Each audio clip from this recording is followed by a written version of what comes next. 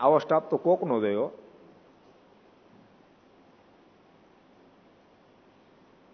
પૂર્ણ વફાદાર આખો સ્ટાફ. પછી રસોઈ તરીકે કામ કરતા હોય તોય ભલે, ઓફિસમાં કરતા હોય તોય ભલે, ગૌશાળામાં કરતા હોય તોય ભલે, સ્ટોરમાં કરતા હોય તોય ભલે, હોસ્પિટલમાં કરતા હોય તોય ભલે, પૂર્ણ વફાદાર.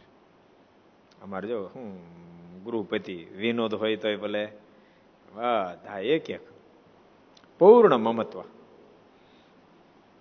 અમારે એક ફેમિલી વાત તમારી કરી હતી, 31,000 ગામમાં આપી ગયા, મેં તો જાહેરમાં ઠપ કરી. બોલો, એમાંથી સ્વામીએ ના પાડી તો આટો મારીને ધરાહર 25,000 ઓફિસમાં જમા કરાઈ ગયા. ઘટના એવી હતી ભક્તો, તમને બધાને ઘર સભાવાળા ખાસ સાંભળજો કે પ્રેમ કેવો હોવો જોઈએ. ક્યારે પણ તમે એને પોતાના પરિવાર કરતા જુદા નહીં સમજતા. તમારે ત્યાં કાર્ય કરનારને કોઈ દી પરિવાર કરતા જુદા નહીં સમજતા. અમારે 4-5 વર્ષ પહેલા કથા હતી અહીંયા સરદારમાં.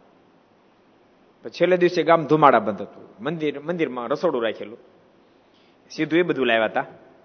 ગામ સમસ્ત કથા હતી. પછી રસોડું પૂરું થઈ ગયું, કથા પૂરી થઈ ગઈ. હું તો પછી રાજકોટ કથા હતી, રાજકોટ ગયો. આપણા જગતસિંહ બાપુની કથા હતી. ગામના પછી આયોજકો બધા આવ્યા. પતિત પાવન સ્વામીને કહે કે તમે રસોઈ બનાવી તો તમારે રસોઈને કેટલા રૂપિયા આપવાના? સ્વામી કહે તો અમારે રસોઈ રેગ્યુલર કામ કરતા જ હોય કે, તો અમારે કાંઈ આપો? તો વાંધો ને આપો. શું આપશો? સ્વામી કહે તમને મરજી પડે આપો. 31,000 આપ્યા. કે 10-15,000 હમણાં 2 રૂપિયા તો આપવા જોઈએ ને. સ્વામી કી શિવા અમારે બોલે આપ્યા, લ્યો આ 31,000 રૂપિયા તમને આ રસોઈ કરીને મળ્યા. એ કે અમને 31,000 છે ને, અમને તમે અહીંથી આપો છો, પણ અમારે કાંઈ નથી જોતું. ધરાહાર સ્વામી આપ્યા. પણ સ્વામી રૂપિયા આપી નીચે રસોઈ કરવા ગયા પોતાની. આપણે સંતો તો આપણે સ્વયં પાકી હોય એટલે સંતો માટે ઠાકોર થાળ કરવા ગયા.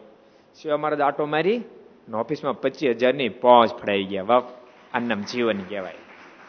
अगर ये वीडियो आपको पसंद आया हो तो लाइक करें और शेयर करना मत भूलिए.